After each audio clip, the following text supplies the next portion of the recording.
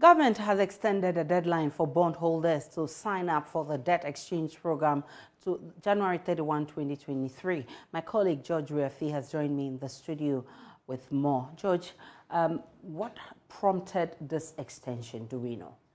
Well, several reasons. I mean, we understand that there was a meeting this morning to look at all the options available on the table.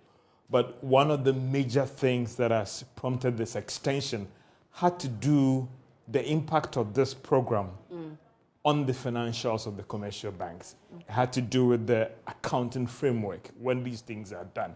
And that could sometimes wipe away most of their earnings and even affect their ability to engage other financial partners locally and outside the country as well. So because of those concerns, I mean, we heard that some of the commercial banks had issues with this whole program and signing up to it. And that is why the Ministry of Finance has to announce this extension. So that is the main reason for the extension. We also understand that they want to engage more of the institutional and the retail investors or the individual domestic bondholders with respect to their concerns. And as to whether the structure will change, it's still early days yet. But the main issue had to do with how this would impact on the financials of the commercial banks and even their ability to do business going forward. And that is why these framework, these accounting principles or accounting framework needs to be reviewed by government to ensure that it lessens the impact of this action on the books of the commercial banks. Okay, so what does this extension mean to our negotiation with the IMF and the economy as a whole? Well, if you engage the IMF, the understanding was that if we're able to get even the commitment today, they will present their report to the IMF board.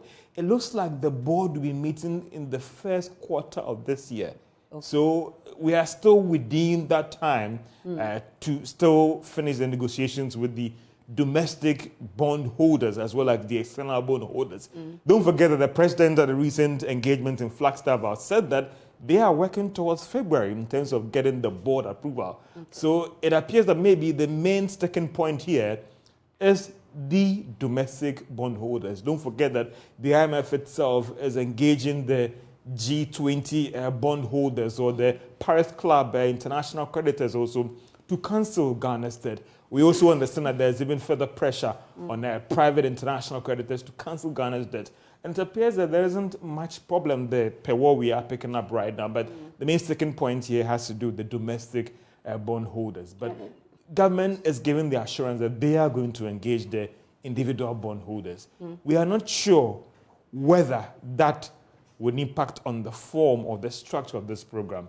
But it was more about how this would impact on the commercial banks and has to do with how those laws has to be reviewed.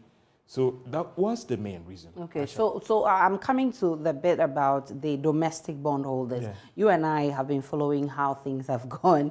I mean, everybody is asking government to exempt them. Yeah. The latest is the individual bondholders. I think that what we are privy in now, Aisha, and our engagement that we've done, it's still early days here to stick one's neck out to see that this extension will lead to the structure of this exchange program being reviewed or the individual holders being exempted from this thing. Okay. If what we have picked up is anything to go by, that it was more of the accounting framework for these commercial banks and not necessarily had to do with some of the concerns being raised by these individual bondholders.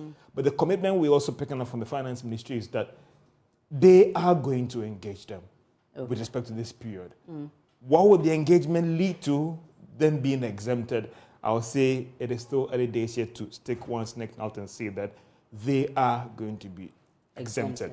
Looking at how things have transpired so far on this domestic exchange program, it's a never say never situation. This is the third time it's been extended. And remember, some also have been exempted as well. So depending on how things will pan out, they could be exempted. Maybe they wouldn't as well. What do you foresee looking at how things have panned out? Well, if the structure for what we've picked up right now or the program will not necessarily be changed, then I don't know whether they will be exempted from it. Okay. Again, early days yet, never say never, but how things are going. Right, so it's something that has started, we'll monitor because you and I have seen how bondholders have not been happy with what government has decided to do with their money. So we'll be monitoring.